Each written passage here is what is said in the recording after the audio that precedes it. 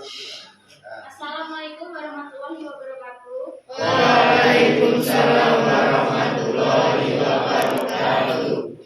Nah, materi selanjutnya akan dijelaskan oleh Kakak, yaitu belajar disiplin membagi waktu bagi belajar. Nah, untuk belajar dengan baik, kita harus menanamkan kedisiplinan dan pandai mengatur waktu atau membagi waktu. Nah, di sini ada 4 poin cara belajar agar lebih menyenangkan. Yang pertama yaitu tentukan prioritas, yang kedua membuat target belajar, dan yang ketiga jangan menunda pekerjaan, yang keempat adalah disiplin dan konsisten. Kakak akan menjelaskan satu persatu dari 4 poin tersebut. Yang pertama yaitu tentukan prioritas. Mulailah mengatur waktu agar lebih efisien dengan menentukan prioritas.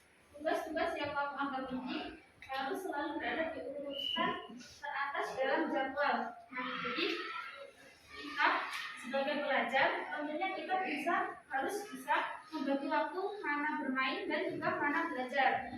Nah, cara efisiennya itu alangkah lebih baiknya kalau kita membuat suatu agenda dalam kegiatan kita sehari-hari. Misalkan kalau pagi kita berangkat sekolah, terus kita mengikuti pembelajaran. Ini adik-adik pulangnya jam berapa? Setengah 2. Nah, jadi ketika kita habis pulang sekolah, nanti kalian mau ngapain? Mau main HP sebentar, atau mau tidur, ataupun mau makan dan lain-lain. Kita bisa memilih sampai jam berapa. Ya, Kakak mau tanya nih, kalian belajar itu jam berapa? Kalian di rumah? 8 sampai 12 malam. Jam 8 sampai 26. Ada yang lagi?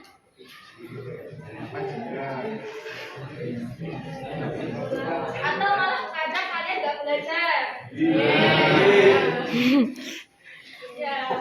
Nah, kalau kalian malas belajar, maksudnya kalau kalian itu masih nggak terlalu suka belajar, kita lanjut ke poin kedua. Nah, yang kedua, hindari kebiasaan menunda. Jangan biarkan menunda tugas atau pekerjaan, karena akan membuat tugas kamu semakin menumpuk. Semakin banyak tugas yang ditunda, maka akan berakibat pada waktumu yang menjadi tidak efektif. Nah, ketika kalian belajar, pastinya kalian akan juga mengerjakan tugas kan. Nah, kita juga harus ketika kita pulang sekolah, alangkah baiknya tugas yang tadi disampaikan ketika kita di sekolah itu segera langsung dikerjakan. Karena kalau tidak, kadang kita suka udah rebahan, main HP, scroll TikTok, males kan buat belajar. Nah, tentunya kita harus seperti kan yang pertama tadi, kita membuat agenda. Jadi kita harus bisa memilih. Kalau dari kakak sendiri itu sering pakai alarm. Jadi alarm mana yang kita harus belajar, mana yang kita main HP gitu, mana yang buat tidur siang, Nah, siapa di sini yang pernah tidak mengerjakan tugas terus akhirnya begadang sampai kemalaman? Ada lagi. Nah, itu kalau bisa dikurang-kurangin biar nggak menumpuk, nanti pusing. Kan tidak baik. Disiplin dan konsisten merupakan strategi belajar yang tepat dan kunci keberhasilan untuk melakukan segala hal. Nah, jadi kalau misalkan kita belajar mulai dari sekarang untuk membagi waktu, itu akan membuat diri kita itu menjadi kebiasaan baik kita. Jadi kalau misalnya kita baik dan itu dilakukan secara rutinitas, itu akan merubah diri kita menjadi lebih baik lagi. Dan kita juga lebih bisa menghargai waktu. Kalau waktu itu sangat berharga. Nah, yang kedua adalah bersikap tegas. Bersikap tegas maksudnya adalah mengatakan tidak dan menolak tugas yang tidak dapat kita lakukan. Jika memang kita tidak mampu untuk menyelesaikannya, jangan pernah memaksakan diri. Nah, dalam poin ketiga ini yaitu kita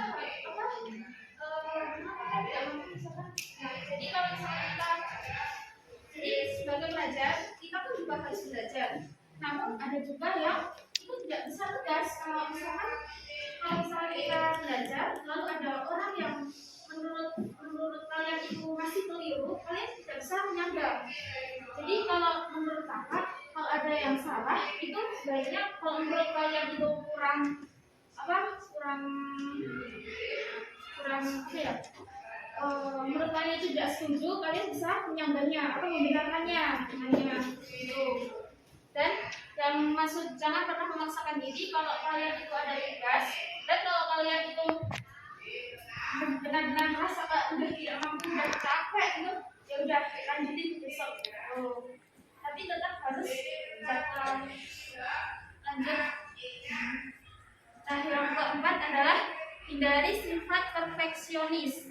Belajar menghindari kesempurnaan akan membantu kamu dalam membagi waktu. Mencari kesempurnaan terutama untuk hal-hal sepele dan tidak penting akan sangat membuang waktu kamu.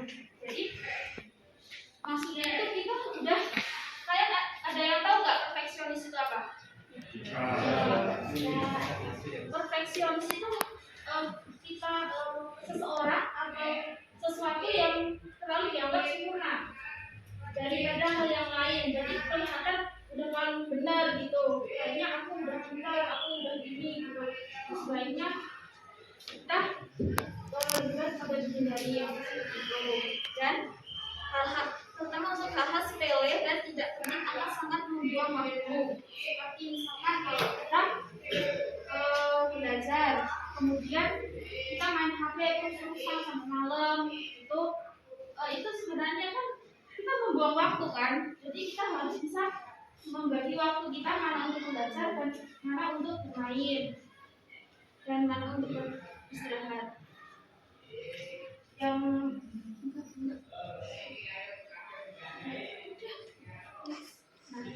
sini ada kata-kata waktu menjadi pengingat terbaik untuk segala kesempatan dan mimpi yang akan kau raih. Jadi kakak meminta kepada kalian semua, sebenarnya kalian duduk di kelas 9 ini, manfaatkan waktu kalian sebaik mungkin untuk belajar. Karena pengalaman-pengalaman yang sudah itu kebanyakan, kok dulu aku nggak belajar yang benar ya, terus akhirnya aku jadi nilai itu jelek. Akhirnya misalkan nih, cita-cita kalian mau menjadi seorang dokter misalkan, nah tapi kalian tidak mempelajari teori-teori yang IPA-nya maksudnya IPA-nya itu masih malas ngerjain, malas belajar, ataupun mata kuliah yang lain juga itu maksudnya mata pelajaran itu. Nah, jadi menurut kakak waktu itu sangatlah berharga gitu. Jangan sampai kalian itu menyesal di kemudian hari ya. Nah, sekian dari kakak, semoga bermanfaat. Dan juga ada yang kurang jelas, kakak akhiri. Sebentar, ada yang mau bertanya? Silakan. Kak, kalau tidak ada tempat tenang untuk belajar, kita harus bagaimana? Apakah pergi ke tempat yang mahal agar mendapatkan ketenangan? Aduh, Nah, mengkis nggak tuh? menurut kakak, kalau misalkan tidak ada tempat, kamu kalau belajar gimana? Biasanya cuma dulu dan orang enak sih rumah. Kamar mandi. Nah, menurut kakak, kalau waktu efisien kalian belajar itu sebenarnya di rumah.